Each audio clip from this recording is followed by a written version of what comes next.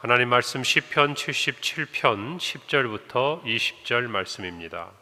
구약성경 858페이지 시편 77편 10절부터 20절 말씀 제가 봉독하고 마지막 절 합독하겠습니다. 또 내가 말하기를 이는 나의 잘못이라 지존자의 오른손에 해 곧 여호와의 일들을 기억하며 주께서 옛적에 행하신 기이한 일을 기억하리이다. 또 주의 모든 일을 작은 소리로 읊조리며 주의 행사를 낮은 소리로 되뇌이리로다. 하나님이여 주의 도는 극히 거룩하시오니 하나님과 같이 위대하신 신이 누구오니이까. 주는 기이한 일을 행하신 하나님이시라. 민족들 중에 주의 능력을 알리시고 주의 팔로 주의 백성 곧 야곱과 요셉의 자손을 속량하셨나이다. 하나님이여 물들이 주를 보았나이다. 물들이 주를 보고 두려워하며 기품도 진동하였고 구름이 물을 쏟고 궁창이 소리를 내며 주의 화살도 날아갔나이다. 회오리 바람 중에 주의 우레소리가 있으며 번개가 세계를 비추며 땅이 흔들리고 움직였나이다. 주의 길이 바다에 있었고 주의 곧은 길이 큰 물에 있었으나 주의 발자취를 알 수 없었나이다. 함께 읽습니다. 주의 백성을 양떼같이 모세와 아론의 손으로 인도하셨나이다. 아멘. 어제에 이어서 77편 우리 후반부의 말씀들을 함께 나눕니다. 우리 전반부는 1절부터 9절까지 본인이 기도하고 부르짖음에도 불구하고 하나님이 응답하시지 않는 그 가운데서 번민하고 고민하며 또 불안해했던 시인들의 그 고백을 우리는 어제 살펴보았습니다. 그럼에도 불구하고 그는 그 의문 가운데서 오히려 하나님을 찾고 또 하나님의 역사하심을 기대하고 사모했던 것을 우리는 살펴보았습니다. 오늘 후반부에서는 이제 시인은 하나님이 행하신 놀라운 일들을 기억하고 생각하며 하나님을 향한 믿음을 굳게 붙들고 있는 것을 우리는 살펴볼 수 있습니다. 특별히 하나님이 행하신 과거의 일들, 또 옛적에 행하신 기이한 일들, 또 모든 행사들을 그는 기억하고 또 되뇌이면서 하나님께서 자기 백성을 위하여 어떠한 일을 행하셨는지 다시 한번 떠올리고 자신의 삶에도 그와 같은 하나님의 응답과 또 하나님의 능력이 나타나기를 사모하는 것을 우리는 볼 수 있습니다. 오늘 본문 10절에서 11절에 보니까 또 내가 말하기를 이는 나의 잘못이라 지존자의 오른손에 해 곧 여호와의 일들을 기억하며 주께서 옛적에 행하신 기이한 일을 기억하리이다. 시인은 말합니다. 나의 잘못이다.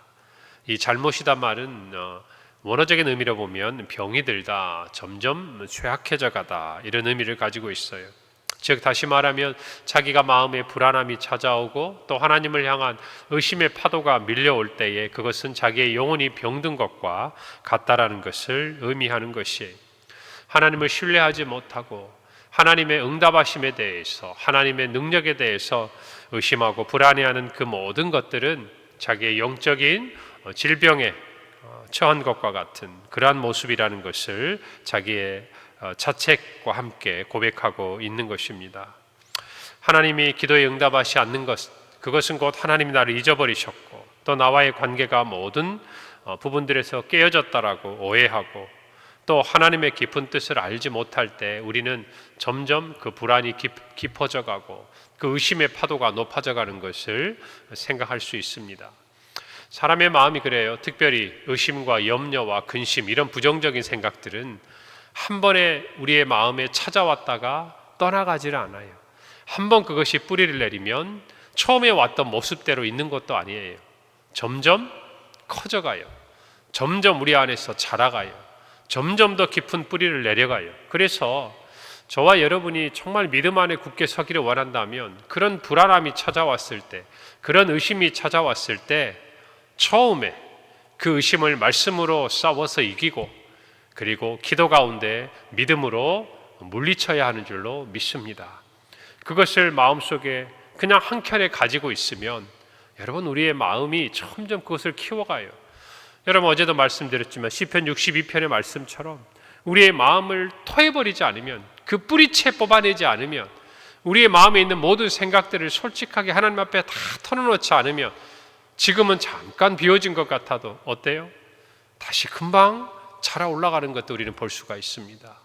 우리 모두가 정말 우리의 영혼이 병들지 않도록 우리의 삶 가운데 하나님에 대한 의심과 불안의 모든 것들 물리치고 믿음 안에서 굳게 서야 할 줄로 믿습니다. 하나님은 반드시 응답하십니다. 할렐루야. 하나님은 어제 우리가 살펴본 말씀대로 7절부터 우리 9절의 말씀, 주께서 영원히 버리실까? 다시는 은혜를 베풀지 아니하실까? 그의 인자하심은 영원히 끝났는가? 그의 약속하심도 영구히 폐하였는가? 하나님이 그가 베푸실 은혜를 잊으셨는가? 노하심으로 그가 베푸실 긍휼을 그치셨는가? 아니라는 것이에요. 저와 여러분도 솔직히 말하면 하나님이 이와 같이 우리를 향한 긍휼의 손길을 펼치지 않으신다는 것, 여러분 그것을 기대하는 것이 아니에요. 우리가 기도하고 부르짖는 이유는 뭡니까? 하나님이 우리를 향한 은혜의 손길을 펼쳐주시기를 원하는 것이에요. 그래서 하나님을 찾는 것이에요. 하나님께 기도하는 것입니다. 그럼에도 불구하고 의심은 어떻게 해요? 그런 우리를 향해서 아닐 거야, 아닐 수도 있어, 만약에 그렇다면 하나님이 왜 침묵하시겠는가? 그런데 우리의 마음이 거기에 끌려가고 미혹게 된다는 것이, 여러분 우리가 원하는 것이 무엇인지를 분명히 아셔야 돼요. 우리는 하나님의 은혜를 사모합니다. 하나님의 응답을 기다립니다. 하나님의 긍휼하심을 찾습니다. 그러면 거기에 집중하셔야 돼요. 그 하나님을 붙들어야 돼요. 그럼에도 불구하고 마음 한편으로 기도하면서도 부르짖으면서도 우리가 이 마음 한편에 이와 같은 의심과 불안의 뿌리들을 뽑아내지 못하면 오늘 이 시인의 고백처럼 점점 영적으로 병들어가고 쇠약해 갈 수밖에 없다는 것을 저와 여러분이 아셔야 돼요. 12절에 보면 또 주의 모든 일을 작은 소리로 읊조리며 주의 행사를 낮은 소리로 되뇌이리로다. 여러분 우리가 살아가면서 기도를 하고 말씀을 암송을 하고 또 찬양을 하고, 여러분 이게 어떤 건가요? 마음의 소리로부터 우리를 지키기 위한 한 가지 방법이에요. 여러분 우리가 말씀을 묵상한다라는 것, 말씀을 읊조린다는 것, 말씀을 암송한다는 것이요, 우리의 신앙에 있어서 얼마나 큰 유익이 있는지 모릅니다. 여러분 우리가 침묵하고 있잖아요. 그러면 하나님을 향한 우리의 마음의 소원, 마음의 생각, 하나님의 말씀도 우리의 귓가에 들려오지만 여러분 의심의, 미혹의, 속삭이는 소리도 우리에게 들려오는 거예요. 여러분 그럴 때 좋은 방법이 뭐겠습니까? 우리가 원하는 것, 우리가 바라는 것, 우리가 붙들고 싶은 말씀을요 우리 입술로 읽는 거예요. 묵상하는 거예요. 암송하는 거예요. 다른 것이 우리 귓가에 들리지 않도록. 여러분 세상에 미혹해하는 말들이 우리에 찾아올 때가 있어요. 세상을 살아가면서 염려하는 것들이 있습니다. 근심하는 것이 있습니다. 그럴 때 우리 주변에 있는 사람들의 말은 우리를 도와주려고 하는 것 같지만 사실은 믿음 안에서 우리가 바라볼 수 있는 측면만 이야기하는 것이 아니라 어떤 사람들은 세상적인 근심과 염려를 더 키우는 말들을 우리가 들을 수도 있어요. 여러분 그럴 때 오늘 이 시인의 고백처럼 작은 소리로 읊조리고 낮은 소리로 되뇌이는 우리의 모습이 필요합니다. 여러분 말씀을 우리가 왜 소리내서 읽습니까? 여러분 암송할 때 보세요. 우리가 소리내서 읽다 보면 어때요? 거기에 집중하게 돼요. 그래서 그것들이 온전히 우리의 생각과 마음속에 기억되게 돼요. 여러분 그래서 성경을 읽을 때 조용히 눈으로 읽는 것도 좋습니다만은 소리를 내서 읽을 때 굉장한 신앙적인 유익이 있어요. 여러분 집에서 말씀을 하루에 그래도 한 번이라도 묵상하지 않습니까? 오늘 오셔서 이렇게 듣고 가지만 오늘 들은 이 말씀은 여러분 그래도 하루에 지나가면서 한 번이라도 펼쳐놓고 오늘의 새벽에 하나님의 은혜들을 다시 한번 되뇌이고 떠올려야 되지 않겠어요? 그럴 때 눈으로 한번 쓱 읽는 것하고 여러분이 이 말씀을 펼쳐놓고 소리내어 읽는 것하고 여러분 다릅니다. 여러분이 정말 하나님 앞에 나아가기를 원하면요 찬양도 마찬가지예요. 여러분 입술에서 흥얼흥얼 해야 돼요. 유튜브에 음악을 틀어놓고 다른 사람이 하는 찬양을 듣는 것도 은혜가 됩니다만 그 찬양을 따라 부르고 함께 부르고 우리의 입술로 같이 흥얼흥얼 찬양하는 것이요 우리의 영혼이 온전하게 하나님 향해 나아가는데 유익이 있습니다. 기도도 마찬가지예요. 하나님 아시지요라고 기도하지만 여러분 진짜 절박해 보세요. 진짜 하나님 앞에 간절해 보세요. 부르짖게 됩니다. 부르짖을 수밖에 없어요. 평소에는 우리가 조용히 기도하겠지만 정말 힘들고 어렵고 우리의 삶에 무서운 정말 파도가 밀려오면요, 골방에 들어가서 어떤 경우에는 사람들이 보고 있어도 하나님 앞에 부르짖는 우리의 기도가 나오는 거예요. 여러분, 저와 여러분이 정말 이와 같이 하나님을 향해 집중할 수 있고 하나님을 향해 정말 묵상하고 되뇌이고 부르고 부르짖는 믿음의 깊은 시간들이 우리 안에 있기를 바랍니다. 13절에 시인은 말합니다. 하나님이여 주의 도는 극히 거룩하시오니 하나님과 같이 위대하신 신이 누구오니까. 여러분, 얼마 전에 어떤 고백이었어요? 시인은 하나님이 나와 함께 계실까? 혹시 나를 버리는 것은 아닐까? 하나님이 은혜를 나에게 과연 베풀어 주실까? 내게 하신 약속은 이미 폐하해지고 말았는가? 온갖 의심에서 여러분 그 마음의 새로운 방향으로 돌이키는 건 하나님을 찬양하는 거예요. 여러분, 오늘 보세요. 하나님이 어떤 분인지를 묵상하는 거예요. 지금 자기는 이해가 안 돼요. 주의 도, 하나님께서 그의 백성들이 이끌어 가시고 행하시는 일 이해가 안 돼요. 왜 하나님께서 앞이 가로막힌 홍해바다로 끌고 가셨는지 이해가 안 돼요. 꼼짝없이 갇혀 죽게 됐잖아요. 그러나 다시금 믿는 거예요. 주의 도는, 주님께서 우리를 이끌어 가시는 그 길은 극히 거룩하신 길이라. 여러분, 저와 여러분도 그걸 아셔야 돼요. 우리가 생각할 때는 이게 아닌 것 같고, 그러니까 불안한 거예요. 우리 생각과 다른 것 같으니까 불안한 거예요. 우리의 생각이 하나님께서 이루어 가시는 끝을 알지 못하니까, 눈앞에 홍해를 바라보고 뒤에서 쫓아오는 애굽의 군대를 바라보니까 불안한 거예요. 여러분, 그러나 그때 우리는 분명히 알아야 돼요. 하나님이 어떤 분이신지.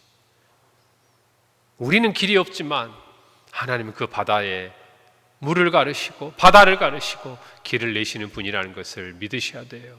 하나님은 한 번 약속하신 것을 폐하지 않는 분인 것을 믿으셔야 돼요. 하나님은 한 번 말씀하신 것은 반드시 지키는 분이라는 걸 믿으셔야 돼요.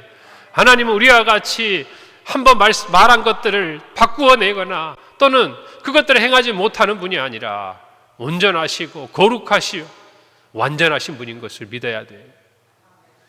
그 하나님의 성품을 바라볼 때 오늘 우리의 삶은 그것이 아니라고 자꾸 우리에게 이야기하지만 우리는 그 가운데서 하나님의 길을 만나게 되는 줄로 믿습니다. 14절에 시인은 말합니다. 주는 기이한 일을 행하신 하나님이시라. 민족들 중에 주의 능력을 알리셨다라고 말해요. 기이한 일을 행하셨다. 놀라운 일을 행하셨다. 우리의 지혜로는 알 수 없는 일을 행하셨다. 그래서 오늘 내 삶에 이해되지 않고 오늘 내 삶에 불안하고 염려되는 이 모든 일에도 하나님은 그와 같은 능력을 베풀어 주실 것이다. 우리는 늦었다고 생각하고 우리는 이것이 방법이 아니라고 여겨지고 우리는 이렇게 하면 실패한 것처럼 여겨지고 우리는 이렇게 했을 때는 늦었다고 생각되지만 아니라는 거예요. 하나님의 능력은 기이한 능력으로 우리 안에 일을 행하시는 분이라는 것을 아셔야 돼요. 놀라운 일을 행하시는 분인 것을 아셔야 돼요. 여러분, 여기에서 기이한 일이라고 표현하면 마치 한 가지 일을 표현한 것 같잖아요. 예전에 행하셨던 하나의 큰 일. 아니에요. 오늘 본문의 이 의미는요, 복수의 형태를 띠고 있어요. 다시 말하면 뭐예요? 한 번이 아니라는 거예요. 하나님은 기이한 일들을 그의 민족 가운데, 그의 자녀들 가운데, 그의 백성 가운데 행하신다 그 말이에요. 예전에 한 번 행하시고 그 기억으로, 그 추억으로 살아가는 것이 아니라 그때마다, 부르짖을 때마다, 우리의 인생에 하나님의 도움이 참으로 필요할 때마다 부르짖는 그의 자녀들에게 그와 같은 일을 행하시는 분이라고 시인은 노래하고 있는 것이, 할렐루야. 오늘 저와 여러분의 삶에도 하나님은 그런 분인 줄로 믿습니다. 그 하나님을 붙드세요. 15절 말씀에 주의 팔로 주의 백성 곧 야곱과 요셉의 자손을 속량하셨나이다. 여러분, 시인은 이제 과거에 하나님이 이스라엘에게 행하셨던 놀라운 일들을 다시 떠올리고 있는 것이, 여러분, 속량하셨다. 어떤 의미입니까? 대가를 지불하고 찾아오셨다 그 말이에요. 그래서 예수 그리스도께서 우리를 위해 십자가에 죽으신 이 사건은요, 우리의 죄를 속량하시는 애.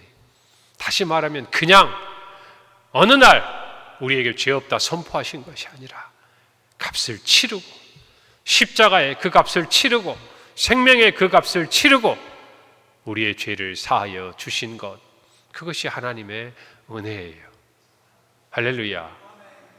여러분 마찬가지로 이스라엘 백성을 향해서도 하나님은 그와 같은 일들을 행하셨다 그 말입니다. 오늘 저와 여러분도 이 말씀을 붙들고 이스라엘을 향한 하나님의 이 은혜, 이 기이한 일들을 행하시는 능력은 오늘 저와 여러분에게도 변함이 없다는 것을 믿으시기를 바랍니다. 이어서 시인은 하나님의 기이한 일들을 하나하나 언급하면서 하나님을 찬양하는 비유적인 표현들을 기록해요. 물들, 구름, 궁창, 회오리 바람, 번개, 그 모든 것 가운데서 우리는 하나님을 만나고 하나님의 임재를 체험한다 그 말. 오늘 저와 여러분의 삶에도 마찬가지. 어떤 자리에 있든지, 어떤 위기에 있든지, 어떤 고난에 있든지 하나님은 그곳에 함께 계시는 분인 줄 믿습니다. 19절 말씀, 주의 길이 바다에 있었고 주의 곧은 길이 큰 물에 있었으나 주의 발자취를 알 수 없었나이다. 우리는 이 말씀 가운데 홍해를 건넌 이스라엘 백성들을 떠올릴 수 있죠. 사람의 눈으로는 길이 없는 거예요. 사람의 눈으로는 도저히 도망할 수 없는 거예요. 그러나 주의 길은 어디에 있었다고요? 바다에 있었다. 하나님의 길은 우리의 길과 달라요. 하나님의 생각은 우리의 생각과도 달라요. 높으세요. 그것을 아셔야 돼요. 하나님은 바다의 길을 두시고 홍해로 인도하신 거예요. 이스라엘 백성들의 앞뒤가 막혀서 다 죽게 되었다고 걱정하고 염려하고 두려워했지만 하나님은 그곳에 길을 내시고자 그곳으로 인도하신 거예요. 오늘 저와 여러분의 삶에도 하나님이 어딘가로 우리를 인도하셨다면 그 자리에는 주의 길이 있는 줄 믿으시기를 바랍니다. 그리고 오늘 말씀대로 그 곧은 길이 큰 물에 있었으나 주의 발자취를 알 수 없었다. 지나가고 나면 다시 홍해는 닫히고 물은 흘러갑니다. 언제나 그러했듯이 어느 누구도 하나님이 행하신 일들을 따라할 수도, 그리고 정말 그 일들을 다시 행할 수도 없는 거예요. 하나님만 하실 수 있는 거예요. 오늘 저와 여러분이 분명히 이 말씀을 붙들고 여러분의 삶에 주의 길을 분명히 여시는 하나님을 믿으시기 바랍니다. 우리의 삶에 비록 고난과 역경의 자리라 할지라도 그 가운데 주의 길은 반드시 있다는 사실을 믿으시기를 바랍니다. 오늘 그 믿음을 가지고 우리의 삶에서 주의 은혜를 더욱 붙들고 하나님의 온전하심을 따라, 그의 거룩하심을 따라, 그의 기이한 일을 행하시는 능력을 따라 믿음으로 행하는 우리 모든 성도들의 삶이 되기를 바랍니다. 하나님이 붙들어 주십니다. 기도하겠습니다.